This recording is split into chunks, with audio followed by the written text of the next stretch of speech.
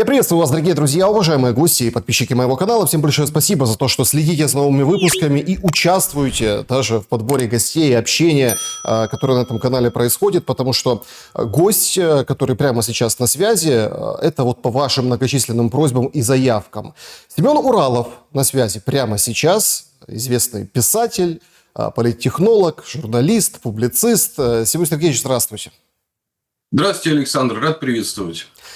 Сегодняшний наш разговор я бы хотел посвятить, вообще, тренду, да, вот что будет с Украиной и, собственно, о судьбе Украины вы издали целую серию книг. Кому интересно, переходите, интересуйтесь Семеном Ураловым, читайте, слушайте и, как говорится, внимайте. Однако есть определенная, скажем так, ступень, да, вот эта ступень войны.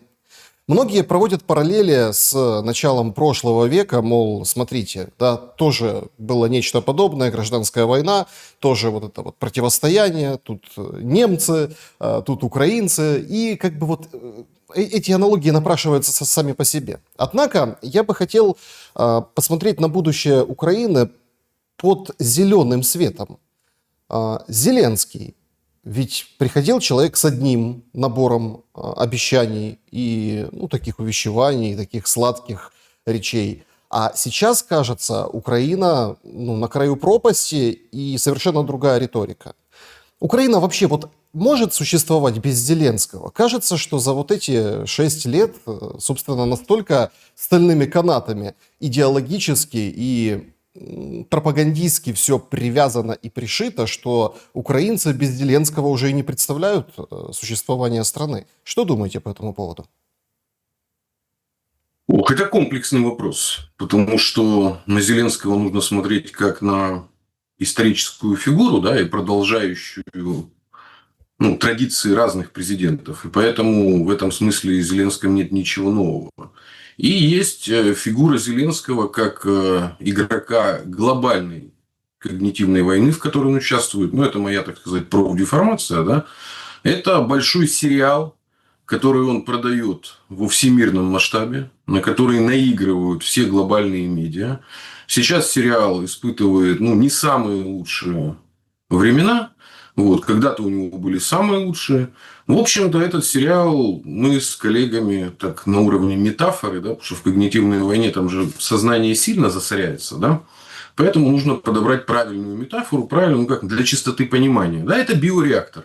То есть, это съемка сериала о большой войне с Россией, где сам президент пост Украины, я докажу, почему это уже не Украина, поэтому бессмысленно обсуждать Украину после Зеленского, надо обсуждать пост Украину, и дальше нужно разбирать разные конфигурации этой пост Украины. Но сейчас давайте просто с первой истории, да, разберемся. Зеленский ведет себя точно так же, как все президенты Украины. Кравчук, избиравшийся, знаменитое его письмо к моим русским соотечественникам, да, ушедший позорно потом после митингов шахтеров Донбасса. Я напоминаю, что это президент, который ушел в отставку, потому что он не выдержал. Кучма, который избирался в 1994 году на тех же лозунгах. Он же, кстати, избирался в том же году, когда и Лукашенко в Белоруссии. Тот же 1994 год. И тут, собственно, развилка вся произошла, я считаю, в 1996 году. И в этом смысле Украина была обречена, потому что президентская власть была куплена, а не получена в ходе конфликта с Верховной Радой, еще чего-то. Была построена олигархическая республика, как соседняя Молдавия, где Воронин пришел к власти как коммунист, да, а потом его, в общем-то, выгнали его же соратники, потому что он повел в Европу, избравшись как коммунист. И Кучма совершает первое большое предательство, да, это в 1999 году, когда он меняет на 180 градусов свой курс, да, то есть придя к власти как красный директор, в общем, как Лукашенко. И чего ждали от Кучмы, да? И в этом смысле точка невозврата, я считаю, с моей точки зрения, была пройдена еще в 1995-1996 году, когда почему надо сравнивать Украину с Белоруссией на тот момент? Потому что были в одинаковом кризисе республики, в жесточайшем, и бандитизм разгул страшный. Но белорусский кризис был купирован за счет референдумов. Там были проведены два базовых референдума по поводу языка и отношений с Россией и по поводу государственной символики. Потому что бело-красно-белый флаг раздражал точно так же, как на Украине очень многих раздражал желто-голубой, особенно на первом этапе, потому что он был петлюровский, а потом к нему еще начали подмешивать черно-красный, который откровенно бандеровский, да. Ну, поэтому вот если говорить о том, что... И потом дальше смотрим на президента Януковича, который избирался вроде как пророссийский, да, но потом сделавший тоже свой крен. Все украинские президенты идут по этому пути. Вопрос, почему, да, то есть Зеленский тоже избирался сначала как президент мира, да, и я напоминаю, что ему даже в этом смысле из Москвы подыграли, когда был проигран суд газовый, да, ну, это ж явно было подыграно, потому что на чем строилась его позиция. Каждый президент украинский, он же какую включал игру? Я не я и лошадь не моя.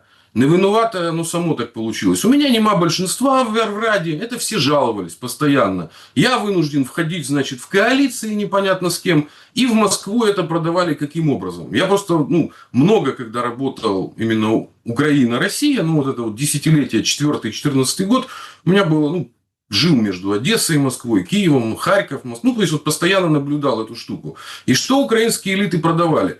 Они говорили, мы не можем контролировать, вот как вы в России или там в Беларуси, в России, у вас же все в парламенте под контролем, а у нас вечная борьба, борьба трывая, да? То есть, мы не можем сформировать большинство, и по этому поводу все время отмазывались. Почему не могут вступить в УДКБ, например? Вот, потому что у меня была личная история. Это последние активные выборы, когда я работал на Украине. Это в Одессе. Как раз выборы 2012 года. Вот. И там была смешная конфигурация. Было два кандидата от власти, но не суть. И, значит, я интегрировал в предвыборную программу вступления тогда в Таможенный союз. И, в общем-то, в том числе и ОДКБ. Это, кстати, одесситы активно поддерживали. Вот, потому что большое количество и бывших военных тогда было. Ну, и вот тогда из Киева, так сказать, из Центрального штаба регионалов пришел запрет. То есть, я не работал с ними, да, но они могли цензурировать, потому что, понятно, распределение этих всех регионов, округов и прочего. Нет. Поэтому единственным местом спасения, точкой спасения когда-то, адекватной, скажем так, Украины, это было вступление в военно-политический союз с Россией. Тогда оба Майдана могли бы пойти по схеме казахстанской накануне СВО. Я напоминаю, если бы Казахстан не был бы в УДКБ, там была бы сейчас своя гражданская война. Потому что два ключевых кризиса украинских, которые мы называем Майданы, это же, Майдан это упрощение.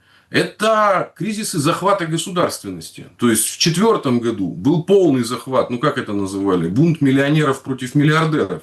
Мы же помним, кто пришел к власти с Ющенко. Это пришли хапуги, рейдеры, бандосы второго эшелона. Да? То есть, они завидовали всегда условным Ахметовым, да, Клюевым. И сколько было донецких, напоминаю, Тарута же как. Это перебежчик из донецкой олигархии, к оранжевым, да, и если мы вспомним, президентская власть была разрушена еще во время президентства Ющенко. Оно закончилось.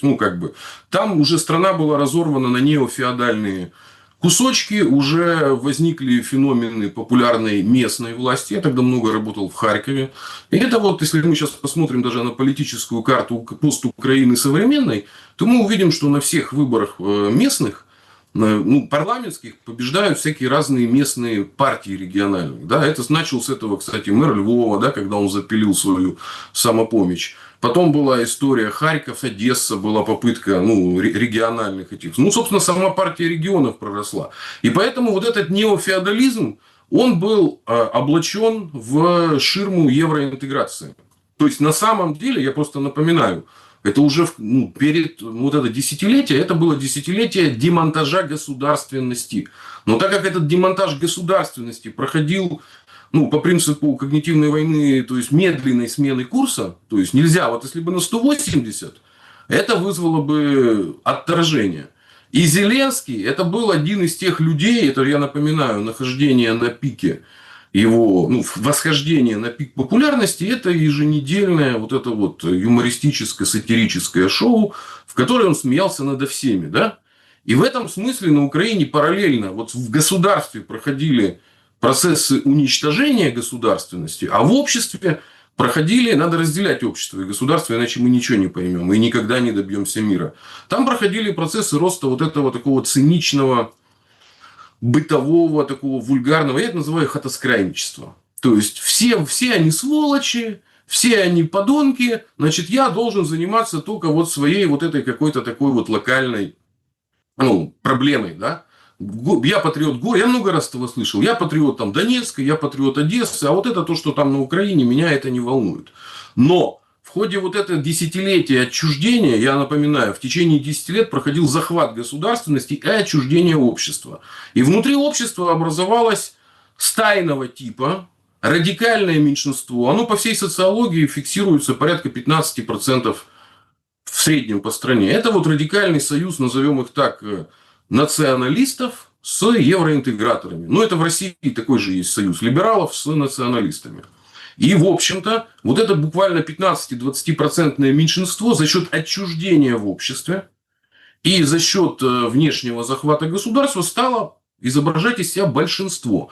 Кстати, это не только на Украине. В Армении реализовано то же самое. В этом смысле проект Пашинян, его надо сравнивать, ну, с такими же подобными проектами, он же из блогеров произошел. У Майи Санду подобная ситуация. То есть, мы еще видим, как научились играть с помощью диаспоры. Ну, то есть, людей, находящихся за пределами. То есть, все. И поэтому я исхожу из чего? Что если не будет воли внешнего субъекта, который обеспечивает контур внешнего управления государственностью, да, ну, потому что оно не существует уже без инъекций финансовых, без инъекций военных, ну, без всего, да, то есть это поддержание на аппарате искусственного дыхания, но общество вот в этом состоянии, оно может находиться бесконечно долго. Вот. Почему? Потому что это меньшинство радикализованное, на которых они опираются, с помощью медиатехнологий превращается в большинство, потому что все остальные сидят и молчат. А самое страшное, что начинается, этому большинству начинают вскармливать всех остальных.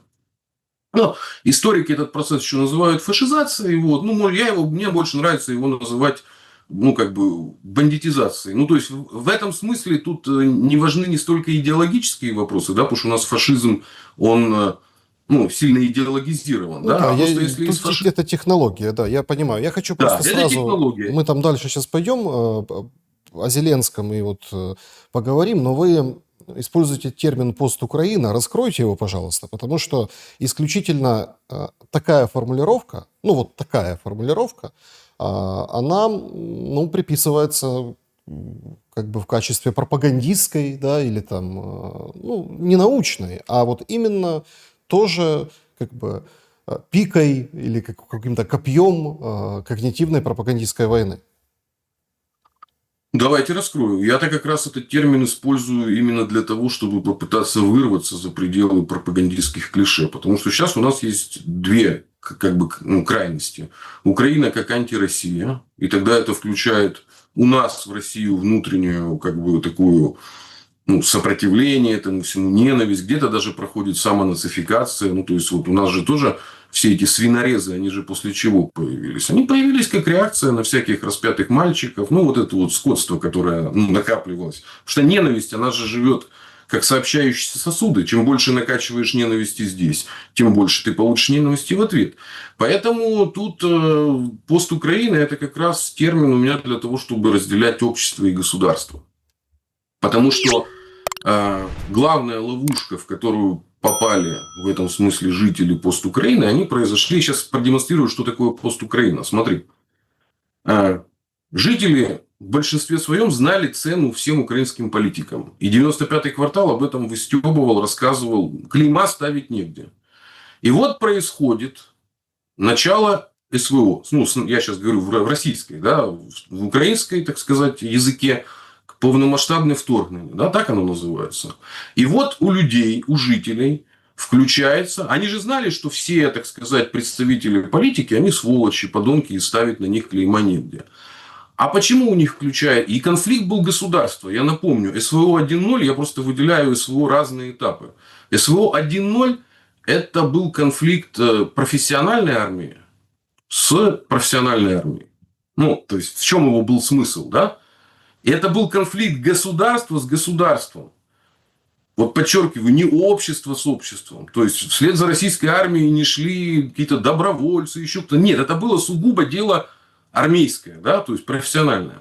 А какой исключился, так сказать, архетип в сознании жителей Киева, еще кого-то, что это война народная? Все, нам нужно защищать. И куда, вопрос, девались все ваши претензии к Зеленскому, все прочие вещи? Вот куда они девались? Они куда-то растворились? Или вы попали в иллюзорную ситуацию, что у нас есть народная война, да, по типу Великой Отечественной.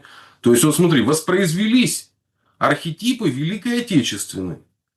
И на этом общество бывшей Украины, оно разделилось на две большие части. То есть, первая часть – это те, кто изначально подходили к тому, что Украина – это пост-Украина. А пост-Украина – это что? Ну, как бы без Крыма, ну, если мы говорим про Украину, да, ну, вот у меня сейчас перед глазами тут карта Евразии, да, и вот я вижу, как она сужается. То есть, если Украина сохраняет как антироссия, ну, свою позицию, тогда эта война будет вечной. Ну, очень долгой, да, и тогда биореактор будет работать долго. Но для того, чтобы она не была вечной, жителям пост-Украины нужно вспомнить, да, в какую ловушку они попали в начале СВО. Они стали перестали разделять свое общество и свое государство. Когда они попали в эту иллюзию, побежав в военкоматы и играя в народную войну, оно же включило обратку. Оно включило обратку народную войну со стороны России. Ну, то есть, и мобилизацию, и все остальное. А если бы жители Киева были бы носителями исконно киевской идентичности, они бы знали, что князья враждуют, вот, а особо к жителям Киева это отношение не имеет. И лучше, в общем-то, чтобы князья враждовали со своими дружинами. И это не татары пришли, да, и не поляки. И вот тут вот самый главный вопрос же в чем заключается. Почему я говорю про пост-Украину?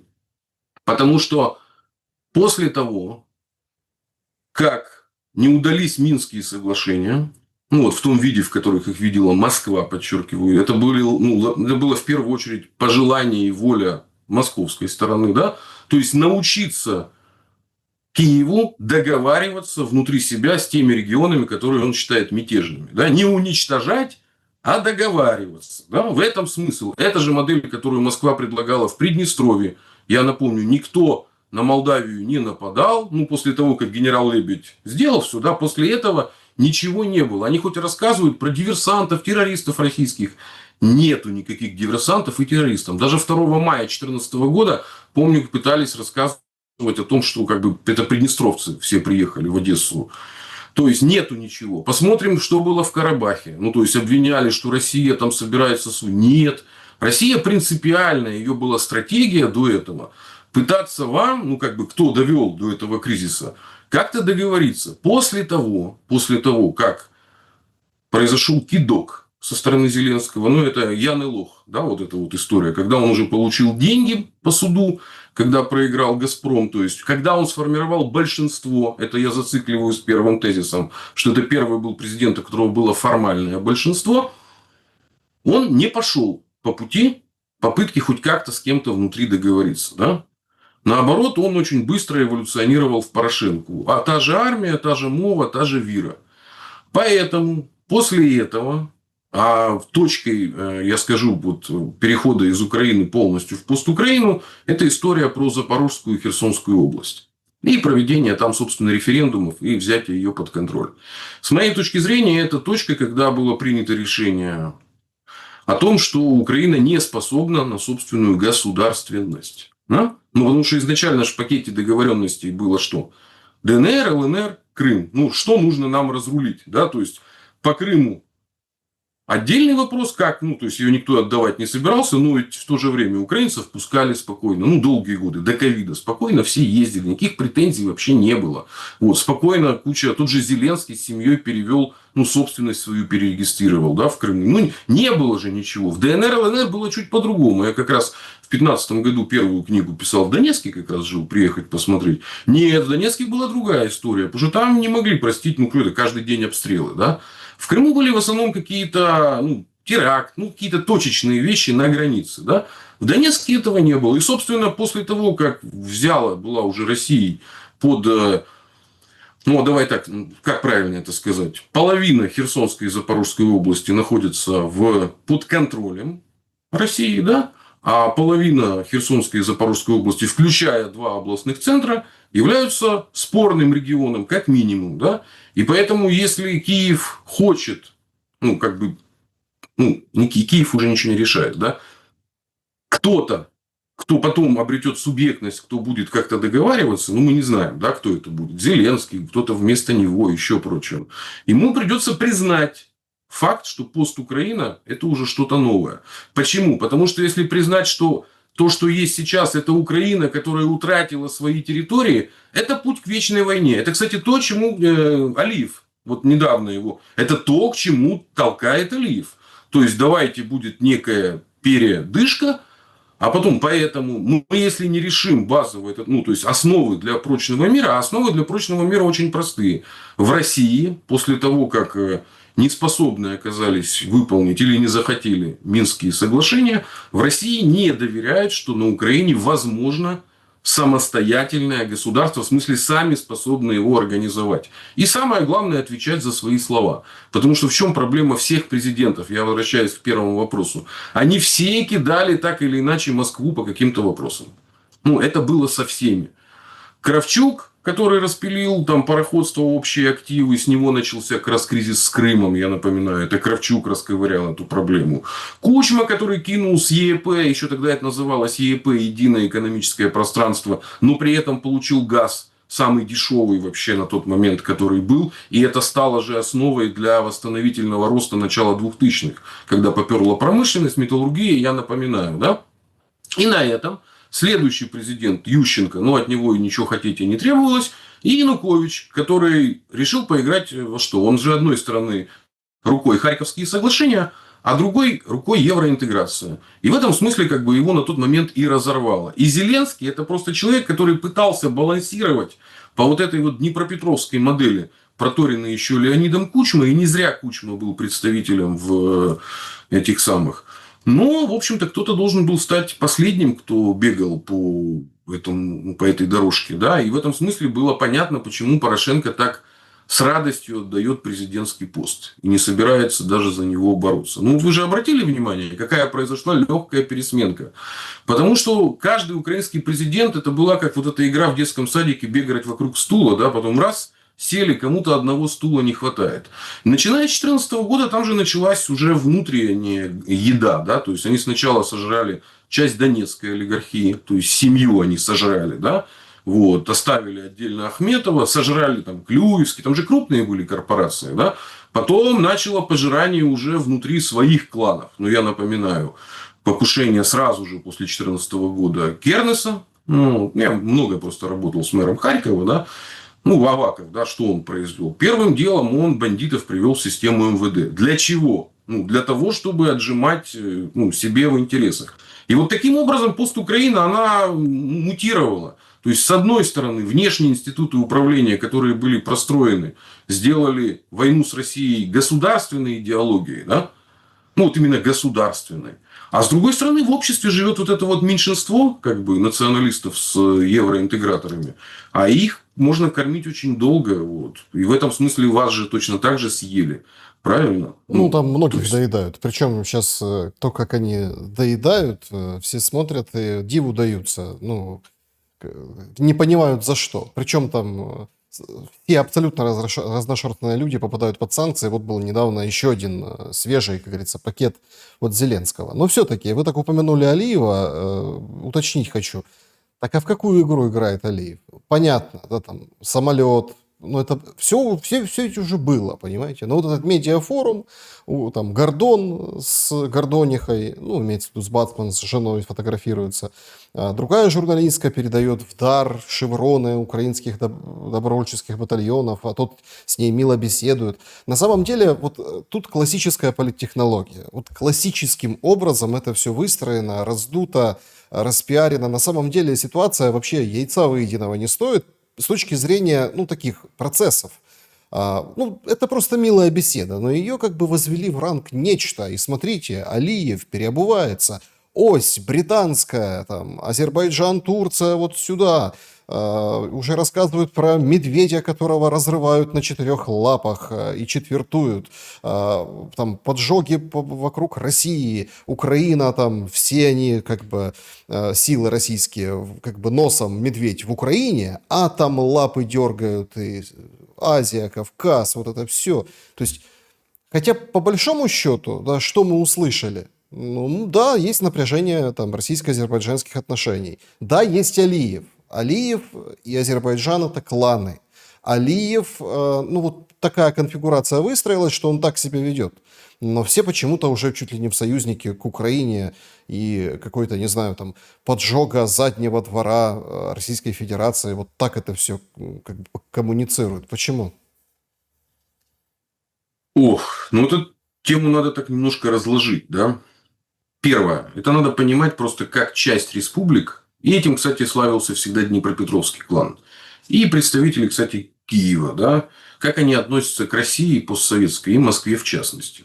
Дело в том, что большинство постсоветских республик рассматривают, ну, правящие и владеющие элиты, они рассматривают Россию как общее, так сказать, пространство охоты. То есть, здесь мы все бабки зарабатываем. На нефти, на газе. А вот то, что мы у себя, вот туда вы, пожалуйста, Москва, не лезьте. Тут у нас незалежная. Да? И поэтому, если мы посмотрим на структуру азербайджанских кланов, да, ну, мы увидим, что это такие классические, ну, упыри, да, которые кровь высасывают. Да? То есть, сидят на жирных темах. То есть, рынки, вот, торговля там, овощами, из этого все выросло в девелопс, застройку, да, и вообще очень мутные темы, да. И при этом, что самое главное, тут же как чем отличается, что часть элит постсоветских, она просто интегрируется. Ну, как вот станция метро Пушкинская в Москве очень долгие годы висела такая мозаическая, и там была надпись, да, что это подарок от ЕСУ Украины городу Москве самому лучшему. Это было реставрировано еще когда Тимошенко Юлия была директором ЕСУ. Вот как бы в Москве был реставрирован вестибюль станции метро. Да?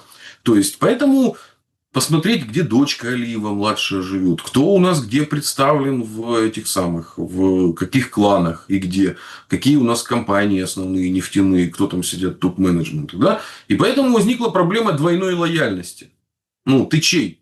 Ну, кстати, на Постукраине тоже такой вопрос возник, например, к политику Новинском. Да? Вот ты чей? Правильно? Вот особенно после 2014 года, когда что-то Порошенко на него орал, там, сука православная. Ну, что имелось в виду? Это же оно и имелось в виду. Ты чей? И вот, соответственно, между Россией и всеми постсоветскими республиками есть ситуация вот этой вот зависшей истории. Ты чей? И она всегда всплывает, вот как, например, с Киевой убитым, да, у нас. Вот ты чей вообще? Ты... Вот, кстати, фактор раздражения среди российских любых экспертов, там вот произнести слово Медведчук, и там начнутся такие вот эти вот вопросы и прочие обсуждения. То есть, это огромная проблема. Но азербайджанский клан, в чем его особенность? Он был возвращен к власти из Москвы. Дело в том, что там же началась своя гражданская война в начале 90-х. И там пришли свои националисты. И старший Алиев, он был отправлен из Москвы, он к тому времени уже жил в Москве. Младший Алиев учился в ГИМО, они были ну, уже в этом смысле больше московские. Там свои начались движники именно националистические, на фоне как раз поражения. И Алиев, это был, ну, то есть, это была спецоперация политическая по возвращению бывшего, ну, КГБшника, да, к власти, к Азербайджану, и Москва всегда поддерживала это. Да? То есть, это был элемент стабилизации. И к Алиеву, младшему, относились как воспитаннику, учился в Москве, дети твои здесь. Да? Ну, то есть, вот, и произошло самооблучение, с моей точки зрения, пропагандой. Это нам надо изживать. Это у нас главная ошибка о том, что личные отношения на постсоветском пространстве они выдаются за политические отношения. А так как наши руководители в массе своей это советские люди, да, им там 60 и старше, у них есть просто в анамнезе опыт, они вместе учились в институтах, проходили практику. Ну, вот этот феномен Саакашвили, Порошенко и Ющенко, да, знакомых еще со студенческих времен, там, когда Порошенко с Саакашвили учились вместе, да.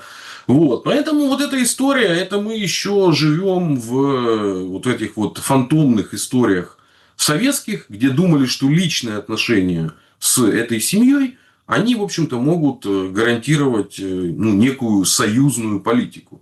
А союзной политики Азербайджан никогда не обещал, ничего никогда не подписывал, вот, не вступал ни в какие союзы, а занимался двумя вещами. Ну, то есть, он решал свои проблемы в регионе, вот, и он никогда не скрывал, что собирается отомстить Армении. А с другой стороны, сбрасывал свое лишнее население в Россию, потому что в этом смысле у нас ну, Россия, Украина, Белоруссия у нас отрицательный рост. Ну, Украина еще и бегство огромное. Да? Ну, в принципе, отрицательный. А вот Киргизия, Таджикистан, Азербайджан, они демонстрируют высокий рост. И сбрасывали нам в основном очень необразованную часть. К нам же не бакинцы ехали с образованием. К нам ехали торговцы помидорами куда-то, ну, и ОПГ в основном. Потому что азербайджанские ОПГ, ну, это притча во языцах. Это как в Америке эти латиноамериканские, как они, пуэрториканские. Там.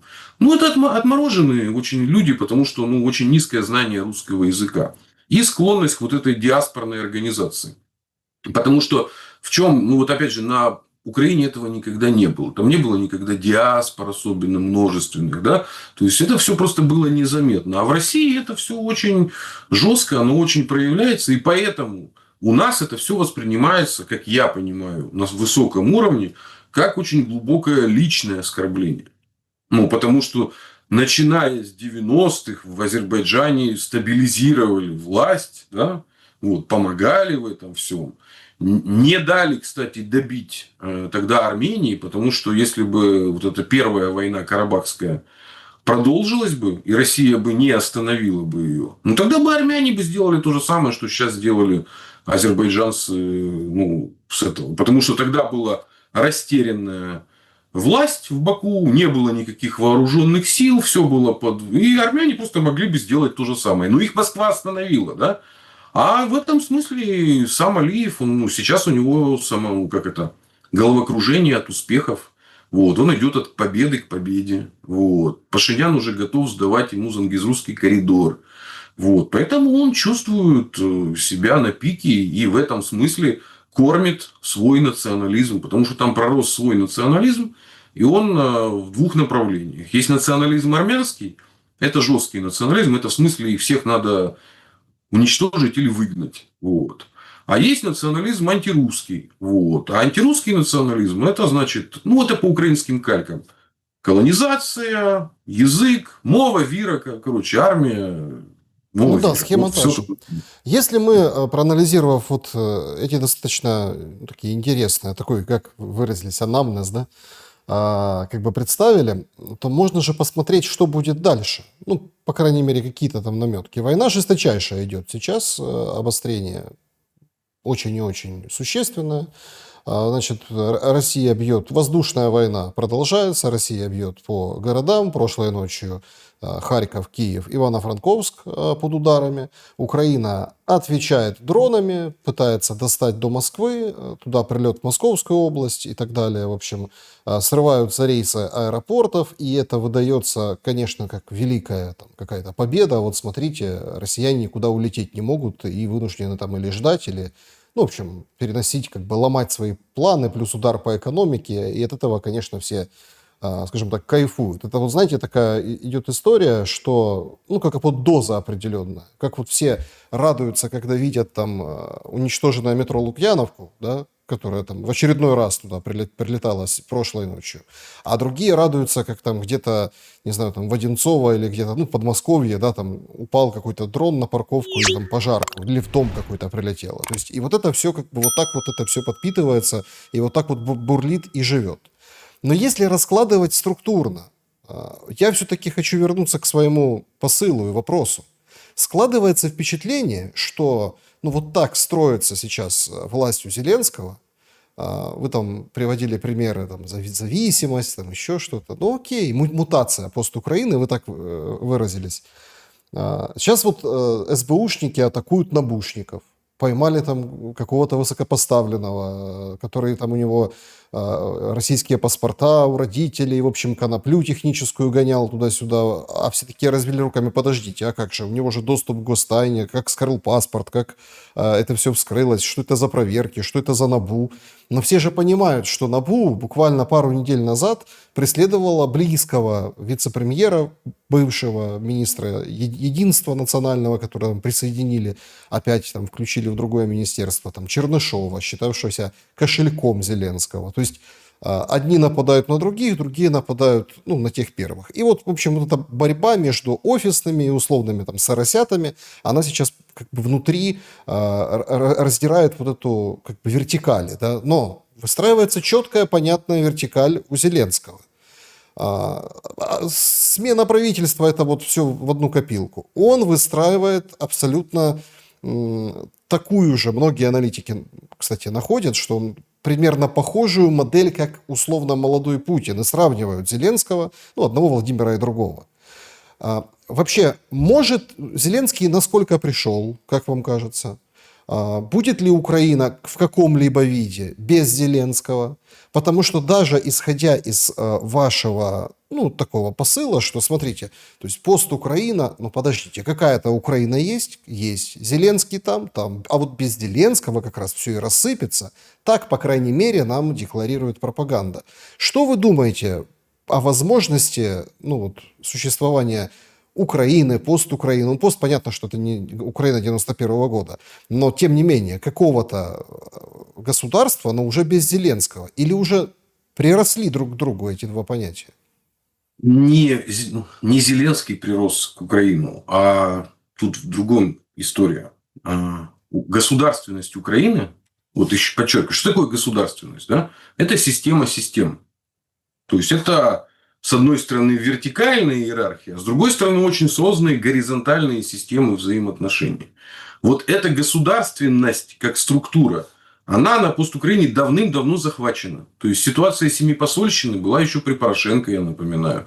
Все структурные, то есть, просто сейчас она перешла уже в терминальную стадию. Потому что, когда государство находится в войне, у него все остальные функции, они как бы отмирают. Поэтому сравнивать с Россией, как бы, в принципе, неверно. Потому что у нас есть отдельно военный кабинет. И он как бы работает, ну, по своему графику. А гражданский кабинет, да, он живет абсолютно своей жизнью, не особо куда-то вмешивается. Потому что в чем разница? Россия воюет за свои. И поэтому система власти у нас по принципу распределения. Ну, что такое власть? Это концентрация и распределение ресурсов. На этом, в общем-то, основано. Да? То есть, я могу... И дальше мне подчиняются, потому что и я требую чего-то. На пост Украина существуют ситуации полной внешней зависимости. Финансовой,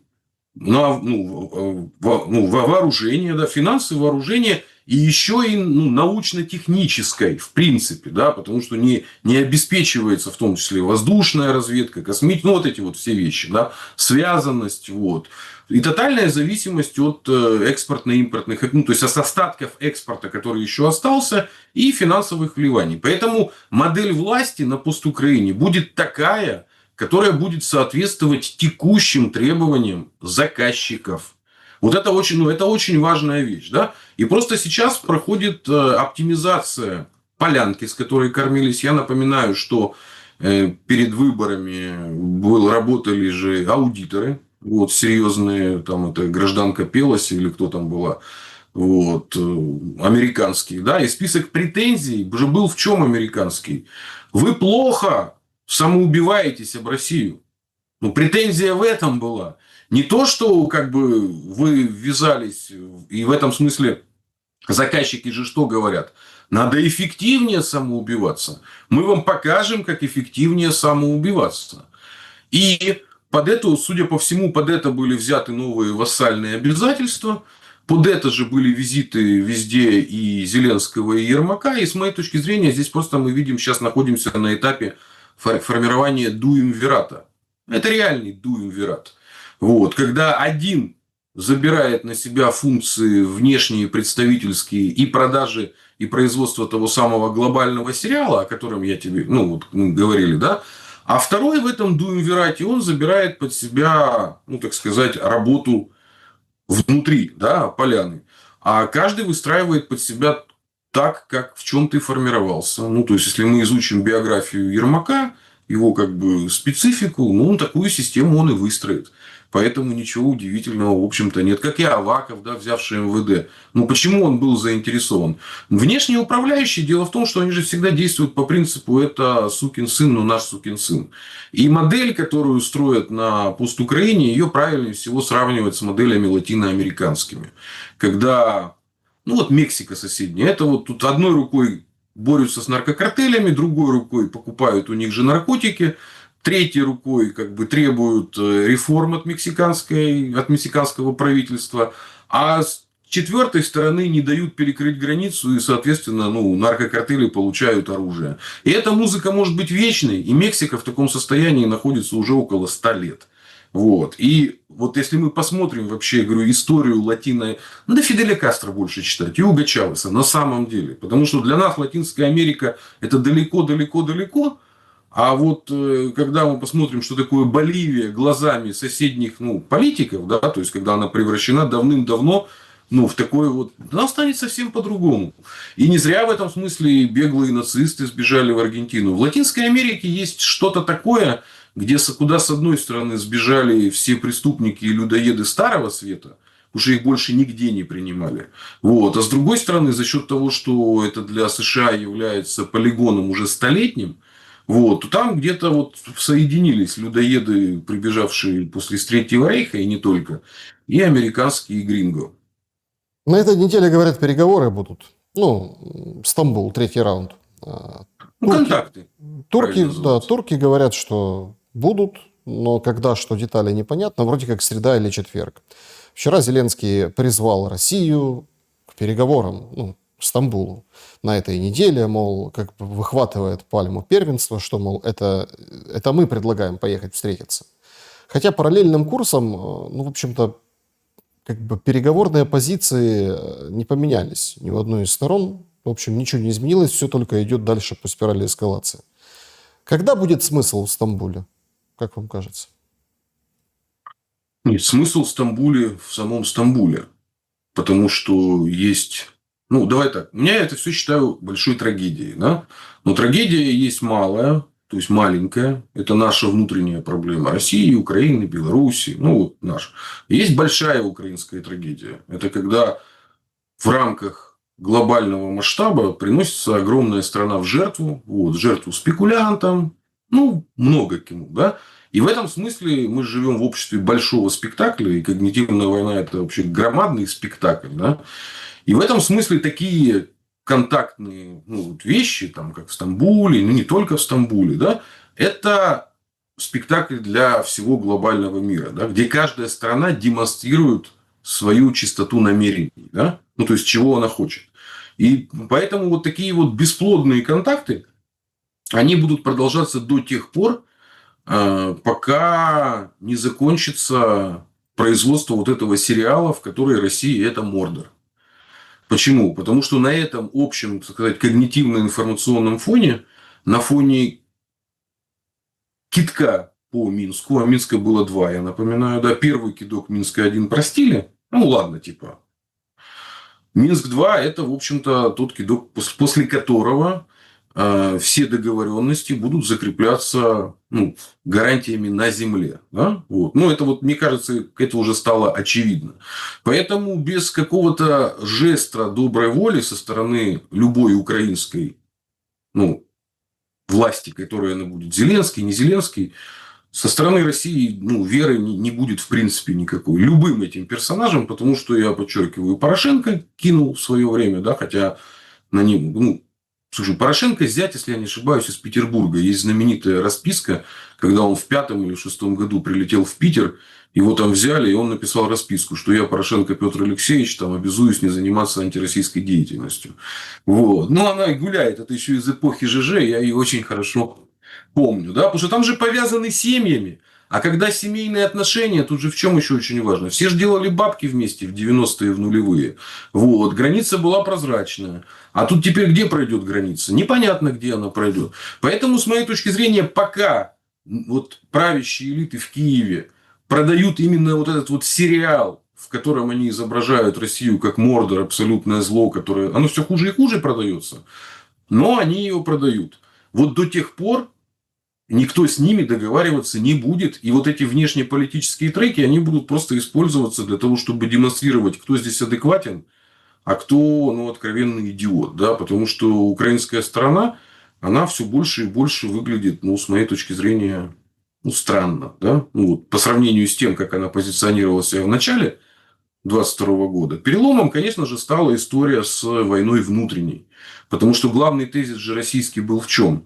Это режим, который гнобит своих же граждан. Посмотрите в Крыму, посмотрите на Донбассе. На что отвечал Киев? Это еще со времен Кучми. Ми нікого не гнобим, це наші українці, трошки підзабули мову, ми їх подавчим, лагідна оккупация, это вы, москали, все вы думаете, присылаете стрелковых, и, ну, и пошло-поехало, и вербуете, значит, пятую колонну. Вот это же мировоззренческий конфликт, да? То есть Москве предъявляют, что вы не можете организовать у себя внутри нормально жизнь. Что произошло, да? И в этом смысле мой тезис-то в чем? Вот та Украина, которую мы все любили, ну, в смысле общества в первую очередь, которая была умела договариваться, не конфликтовала, вот, оно в большей степени сохранилось, как это неудивительно, в Крыму текущем, да, потому что у него был самый, ну, без всякой войны переход из одной юрисдикции в юрисдикцию. Раз, и оно произошло. И вот все, кто бывают даже, ну, до сих пор в Крыму, они вот этот вот определенный, здесь же, ну, как бы, а вот Донбасс уже другая история. Поэтому той Украины, которая как бы была, ее в принципе быть не может, потому что вот это вот меньшинство, которое кормили всеми, ну, его кормили другими. Журналистское меньшинство. Слушай, ну я когда-то постоянно встречался с тем же Мустафой Наимом, то в московских аэропортах, то, ну, в киевских. Да, он постоянно катался в Москву. Ну, то есть оно, понимаешь, оно же было вот так вот пророщено. Ну, вот так вот, да. После этого произошел большой разрыв, да. И вот теперь оказалось, кто правы были.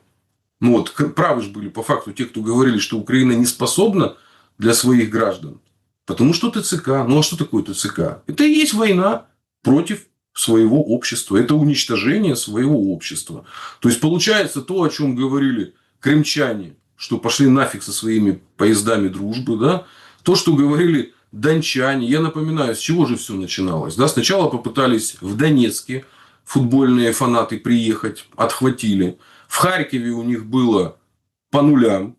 А потом они приехали сжечь Одессу 2 мая 2014 года. Но я просто напоминаю, как это все было. И какая была реакция общества. И что по факту получается? И получается, что Киеву это рано или поздно придется признать. Ну, признать очевидные вещи, что мы не способны... Ну, сейчас же уже Венгрия предъявляет подобные претензии, да, что вы не способны венгерское, ну, как бы меньшинство организовать. Я больше скажу, еще будут претензии со стороны Молдавии, и со стороны Румынии. И, кстати, болгары есть в Бессарабии, я напоминаю. Белорусы есть. Тут же не только построено государство, ну, такого типа... Ну, которое унижает, да, какую-то часть населения. Оно уже все, даже не по этническому принципу. Раньше можно было чесать, что это мы сепаров и москалей гнобим, да? А сейчас уже нету. Все, вот даже люди, вот как вот ты же в 2014 году все-таки лояльность выразил, ну, власти в Киеве, правильно? Ну, ты же из Луганска, ну, вот я так понимаю, по биографии, да? Но переехал в Киев. Вроде лояльность была проявлена, но все равно попал под санкции, под репрессии. Поэтому никакой логики нет. Это агония вот такого режима УПГшного типа. Надо посмотреть, как устроено в Латинской Америке. Еще, ну, как бы еще недалеко все это дошло. И плюс это все накладывается на, конечно, специфический криворожский характер и, ну, вообще культуру 90-х, которая на Украине, к сожалению... Ну, на Украине же 90-е не заканчивались. Они просто перешли в оранжевую революцию, и 90-е перешли в политические 90-е. То есть, потому что классические 90-е это был же распил собственности, ну, и стрельба вокруг этого. В России потом произошла стабилизация. А на Украине экономические 90-е перешли в политические. Ну, и ничего не менялось. И эта этика, она живет, поэтому надо еще с этим бороться.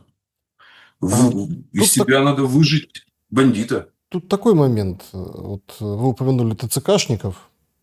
А ведь это же доходит до какого-то абсолютного идиотизма. Ну вот, я именно хочу посмотреть на это со стороны вот идиотизма. Значит, это понятно, что там пропаганда говорит, что нет, вообще это все там Луганск фильм снимаются непонятно где, российское ИПСО, не верьте, ну и так далее. Или, например, если есть какие-то случаи, то они единичные. Вот это мне очень тоже нравится посыл. А потом в соцсетях все взрываются злорадством, когда летит там герань по зданию ТЦК.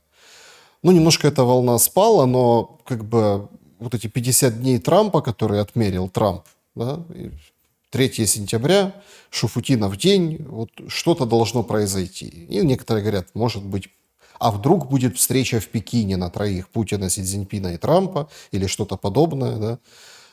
И вот это все укладывается в этот промежуток. И в этот промежуток ТЦКшники особо злые, как мухи, вот, да, они кусают больнее. И получается, что это же те же украинцы. Вот в чем очень интересная такая специфика. Вы привели пример, или как запараллелили с футбольными фанатами. Где-то это ложится и укладывается. Почему? Потому что есть сообщение о том, что, ну, условно, ТЦКшники с Западной Украины приехали массово в Одессу. Ну, вот на днях было такое сообщение. Их ротируют, меняют между собой местами. Это там своя система, целая жизнь. Как, условно, вот, бусификацию проводить дальше. Но если посмотреть в общем и понять, откуда этот феномен бусификации, почему так варварски и жестоко. С одной стороны, люди не хотят воевать, отбиваются, бегут, скрываются, собираются массово, не пускают в село, бьют машины ТЦКшникам, как бы прогоняют их, перекрывают дороги. Получается, народ не хочет воевать. Получается, народ заставляют воевать. Но с другой стороны, все равно народ идет, 30 тысяч в месяц, там Нардеп Костенко говорит, набирают, и война продолжается. То есть биореактор, как вы выразились, работает.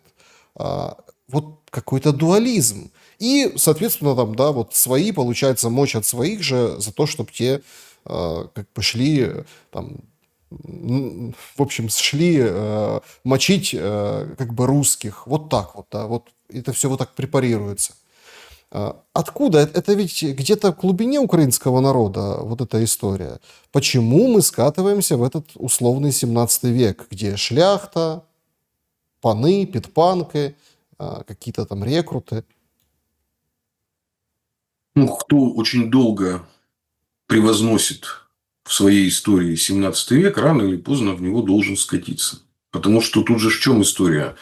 Ну, ответа на этот вопрос нет, потому что нельзя войти в одну реку дважды. Да? То есть, это либо воспроизводится история, потому что у народов есть какие-то особые черты, либо это народы, которые у себя в историю берут такие примеры, они ими восхищаются, да, и перевоспроизводят, да, то есть это происходит, то есть почему история? Я все-таки в этом смысле, как человек, стоящий, так сказать, на платформах больше марксистских, да, я-то считаю, что нету у народов никаких там особых черт. Особенно у народов, которые жили в 17 веке и 21, потому что совсем другие народы. Потому что в 17 век там политикой занималась узкая прослойка, а все остальные были, в общем-то, ничтожными, вот, и не имеет значения где, в Речи Посполитой или в России. А вот то, что определенные сюжеты, которые были положены в историю Украины и героизировались, вот это другая ситуация. Я этого понять не скажу честно. Я же, как бы из оккупантов, если применительно к постукраине, мои предки в свое время приехали, сначала в 1939-м, потом в 1944 году организовали в городе Ивано-Франковске хлебзавод. Потом, кстати, военный госпиталь, который стал областной больницей. Когда-то в Ивано-Франковске называли Бумаевский хлеб. Это мой прадед, вот, который похоронен на Аллее Славы.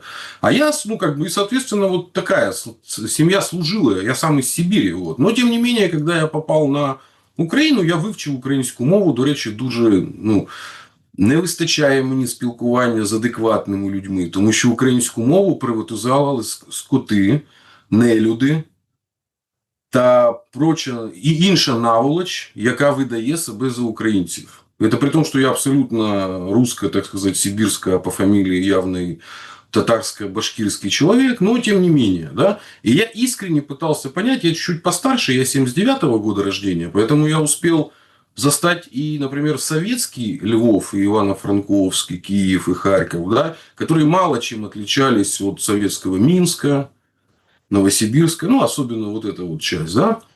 И как постепенно вот это все начинало внедряться. И это же, ну, проходило достаточно долго. Это процесс сколько? 15-20 лет. То есть, я помню, вот эти приехали учебники из Канады.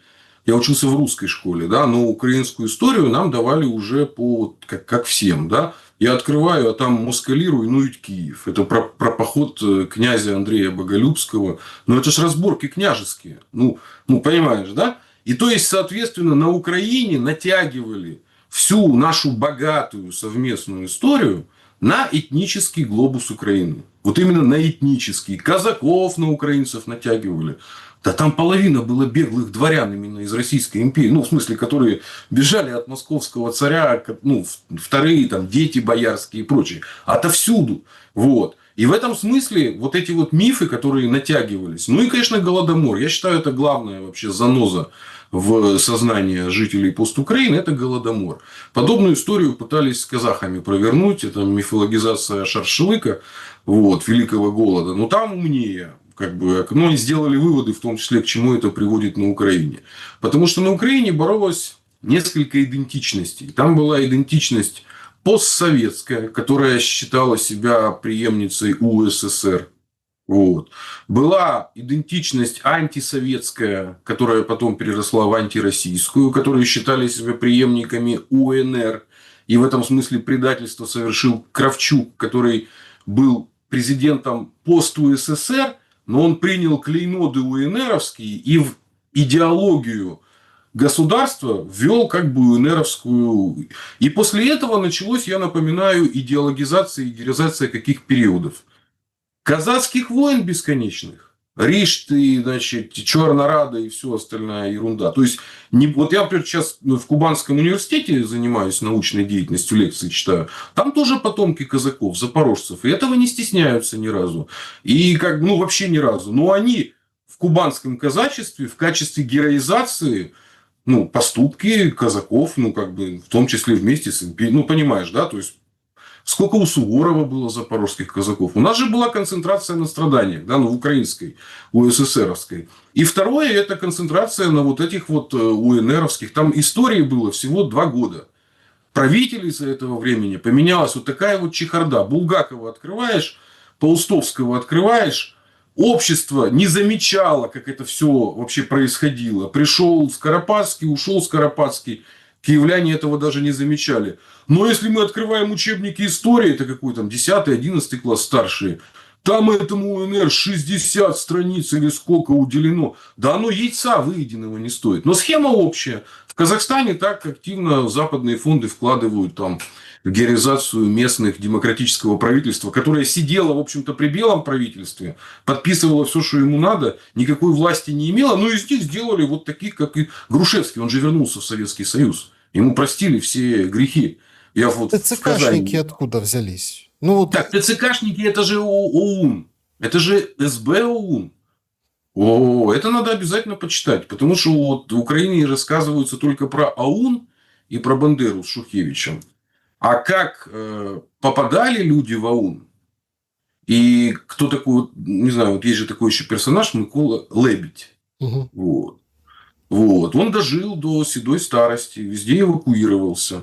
Значит, инструментом мобилизации местного населения в АУН была служба безопасности ОУН, СБ ОУН, которых боялись вообще. Они дошли до того, что они же похитили жену Тараса Бульбы Боровца, союзника бандеровцев, и убили ее. В том числе за то, что она чешка.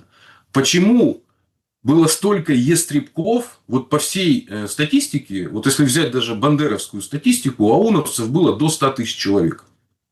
Естребков, так называемых, членов истребительных батальонов, которые добровольно помогали НКВД ликвидировать, было более 250 тысяч. Почему это делали местные жители? Жители Волыни, Галиции, Подолья. Вот, потому что система мобилизации в ОУН была такая же, как система мобилизации в ТЦК. Приходили и брали в заложники. Кто тут у тебя сын? Пойдешь в леса партизанить. Ну, вот. А те, кто на это не соглашался, ну, там были свои методы. Это вот телегу уже заряжали с разрубленными руками, ну, как бы тех, кто не пошел на это. И телега по селам, лошадь же идет в те дворы, которые она знает. И вот это, ну, как бы, было свое такое, как бы, метод. Поэтому это методы, отработанные Миколой Лебедем, СБ ОУН, который вернулся потом в Штатах. Вот. Потом это все существовало в виде антибольшевистского блока народов, где все эти практики, идеи и методы были законсервированы. Потом они вернулись назад уже в незалежную Украину. И вот, ну, кто такие ТЦКшники? Там есть два типа людей, убежденные, такие же, как СБ ОУН, люди, которые считают, что они таким образом будуют нацию. Это же идеология, что через чистки рождается нация. Нам нужно уничтожить, ну, плохой материал. Они же такая, ну, это биополитика. Фуко об этом уже все давно объяснил, да? И поэтому это заряженные. А вторые – это примкнувшие просто к ним люди с философией УПГ. То есть, это стайность. Это воспитание стайности. Для того, чтобы у тебя держать общество в страхе, у тебя оно должно разделиться на три больших группы. У тебя должна быть стая, должно быть стадо, и должно быть изумленно на это наблюдающие все остальные, у которых должна быть мысль: я только не должен попасть в стадо. Вот, чтобы меня волки не загрызли. И поэтому на уровне схемы ТЦК это стая, вот, а стадо постоянно меняется. Ну, то есть, то этого в стадо определим, то этого в стадо определим. И в этом смысле это может существовать очень-очень долго, потому что уже, ну, пришла советская власть в 1944 году, уже были все разгромлены, а СБ ОУНа, ну, как бы дальше загоняла людей в эти ячейки, которые сидели. Просто у нас, ну, разрослось все во много раз. Ну, и в этом смысле я просто как потомок оккупантов, которые, вот, ну, я в кавычках, ну, так називали меня всегда, да, навіть коли я українською спілкувався з деякими, я все одно залишався оккупантом. Почему? Потому что мои предки не приехали на Западенщину. У меня не было рідні в селі. Вот. Там же, вот, когда Пасха начинается, все місцеві разъехались по селам, а в городах остались только оккупанты с москалями. Да? Вот. И вот обращаем внимание, кем сейчас кормят. Да? То есть, Западная Украина стала тылом для харьковчан, одесситов, ну, многих. Вот. Ну, вот их тоже скармливают. Ну, потому что это же чуждый элемент. Поэтому те, кто остаются в живых, они радуются, что это не я. И вот это вот низведение человека и управление через страх, это, в общем-то, древняя технология, которая используется с давних времен. Вот. И она сейчас у нас применяется. Друзья, пожалуйста, поставьте лайк, напишите, что думаете в комментариях, отметьте там какие-то части беседы, которые вам понравились, подпишитесь на Семена. Семен Сергеевич, я в финале хотел бы задать вот такой вопрос. Ну, уж мы начинали с Зеленского. Многие посмеялись, но на самом деле, знаете, как в каждой шутке есть доля шутки. В общем, Сеймур Херш пишет о том, что готовится замена силовая Зеленского на Залужного. Ну, это так, если вкратце. Вообще, отсюда проистекает сразу два варианта. Да? Сценарий первый. Это условно, а есть такие наблюдения, что условно власть Ермака Зеленского внутри вооруженных сил Украины, можно сколь угодно говорить, там, они там слабые, не слабые, там такие, но там есть определенный костяк, там есть, собственно, на кого опереться, и там есть какие-то последователи, ну, друг друга, да, там, они передают опыт, это все равно уже как бы воюющая армия, которая представляет в том числе и политический вес. Так вот, у него там, у Зеленского, Ермака, ну, не очень хорошее к нему отношение, рейтинг вроде как невысокий, так говорят, да, несмотря на вот этих барбершопных военных, которые показывают о том, что нужно бороться до последнего, и все, в общем, за Украину Зеленского готовы умереть. И Залужный, как вот фигура, гипотетически, да, он полностью себя обнулил, понятное дело, там его заявление, это посольская должность, борьба тривая, вот это на тренажерной дорожке. Но он как бы, тут два пути. Или он как бы концентрирует это, то есть такой стабилизатор, да, он сконцентрирует на себе, вот, в общем, новый человек будет все, в общем, заканчивать, то есть, и никто особенно там солдатского бунта не допустит, это, мол, удобно, и Украина, сохранившаяся в тех границах, которые, допустим, есть сейчас, будет дальше двигаться по британско-западному вектору, ну, и, в общем, как бы дальше будет, собственно, или отложенная война, или, в общем, какой-то такой похабный мир. Вариант второй, что поменяют Зеленского на Залужного и будут еще проще и легче, как вы выразились выше, самоубиваться. То есть каток будет катиться дальше и будет все кровавее и дольше. Как вы думаете, какой вариант примерно будет? Ну и вообще, мое личное убеждение, что война должна закончиться в этом году. Потому что это даже логично. Потому что если переброситься на 26-й год, вот это все, и пойдет дальше, вот те процессы, о которых мы сегодня говорили, которые все наблюдают, то все усугубится, и ну тогда это прям, ну, это катастрофа. Ну, должен же быть какой-то инстинкт самосохранения у любой системы, у любых ну, каких-то обществ, да, общностей. Ну, войну надо останавливать. Если не сделать это в 25-м, то 26-й может быть просто катастрофа. Что думаете по поводу конфигурации и сроков? Ну, сначала просто базовое же предположение про инстинкт самосохранения. Я с ним как бы и согласен, и нет. Он действительно есть у каждого человека. Но при одном условии. Если у тебя здесь, где ты рискуешь, ты переживаешь за то, что ты хочешь сохранить. А когда у тебя дети, капиталы, жены, родители и все остальное находятся уже там, в Испаниях, Британиях и везде остальном, то здесь ты просто на заработках. Ну, то есть, вот ты отрабатываешь тему, и твоя задача срубить как можно больше здесь сейчас бабла. Я исхожу из того, что элита Киева и все остальное, они, в общем-то, вывезли всех своих.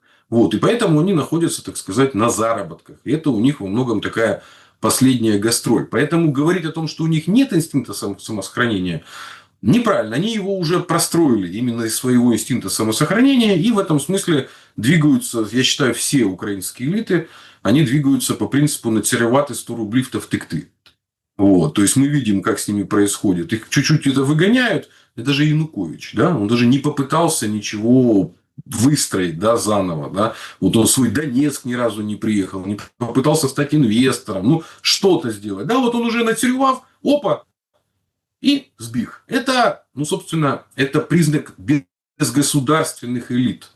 Потому что государственность – это ответственность. Потому что ты знаешь, что деваться тебе некуда. Если ты накосячишь, тебя либо свои потом запрессуют, да, либо тебя найдут. А тут, когда государство воспринимается как территория охоты, а это важная вещь. Украина элитами воспринимается как вот этот вот Лозинский, который стрелял накануне Майдана, да, или Врадиевка. Вот, то есть, местными элитами воспринимается как территория охоты. Поэтому до тех пор, пока у заказчика внешнего будет запрос на то, что это территория охоты, то любая смена политика, она будет проходить, по названиям, как в борделе, кровати местами поменяли. То есть, продадут новую фигуру, с которой будут связаны иллюзии, то есть, надежда на перемогу. Потом эта фигура пройдет все те же циклы, потому что заказчику тупо выгодно. Рост у Рейнметалла, у всех корпораций. Тем более сейчас заказчик договорился, что еще деньгами будет скидываться Европа более активно. Да? То есть, им прекрасно. А эти пусть индейцы самоубьются. Поэтому на постукраине не будет полноценного мира, пока к власти не придут лица, которые самоопределяются как индейцы. Я эту метафору специально беру, да, потому что это все война на самом деле 89-го года. Вот если в целом говорить, да, мировоззренчески, потому что тогда, в 89-м году, была заключена большая сделка о том, что все постсоветские элиты бегут в западный мир. Вывозят туда капиталы, деньги и, грубо говоря, соревнуются, у кого шикарнее особняк в Лондоне. У донецкого олигарха или там у екатеринбургского. Да?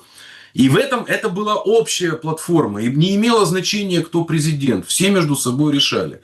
Но одну часть элиты постсоветской ее объявили едой всемирного масштаба. Да? Началось, кстати, с Лукашенко. Да? То есть, кого надо съесть. Да? А вторая часть элиты, это не только Украина, это Молдавия, Грузия этот путь проходила, сейчас Армения.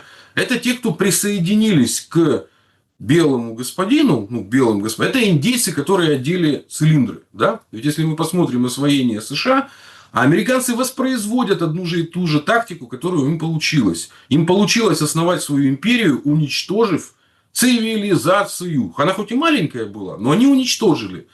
И в этом смысле они всегда повторяют эти архетипы. Индейцы должны воевать друг с другом.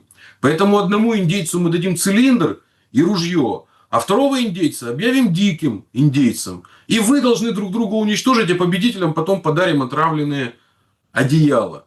Поэтому до тех пор, пока у правящей и владеющей верхушки то, что называется пост Украины, не придет понимание, что смысл белого господина в том, чтобы продавать им цилиндры, и они воевали со своими как бы краснокожими братьями, эта музыка будет вечной. Поэтому я, к сожалению, не согласен с вашим прогнозом. С моей точки зрения, этот конфликт имеет все шансы идти до 2050 года. А украинцы останутся до 2050 года? Это вопрос выживания. Это, говорю, это может произойти крах нашей всей культуры и цивилизации. Потому что дело не... Мы воюем внутри себя. Если говорить с точки зрения культуры, мы воюем внутри себя.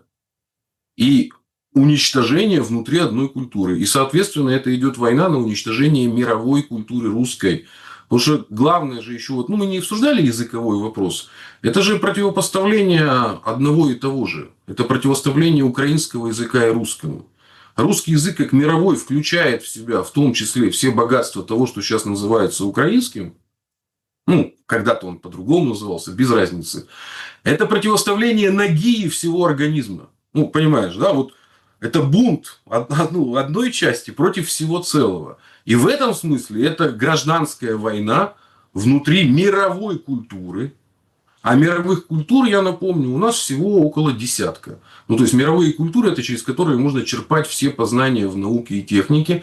И в мировой культуре, кроме знания, важно еще обладать большим количеством носителей. Потому что если его не будет, то наука уже не воспроизводится. Как, например, персидская культура, которую мы знаем как Иран, да, и персидский язык. Когда-то это была мировая культура. Но в силу того, что она ужалась в ходе подобных войн внутри себя, она перестала быть мировой, хотя осталась античной. И вот если говорить именно, говорю, я на это все смотрю с одной стороны как на трагедию, потому что это война внутри одной культуры, а с другой стороны я вижу, что, так сказать, очень богатые и влиятельные люди из Киева, Днепропетровска, Одессы не хотят снимать цилиндры.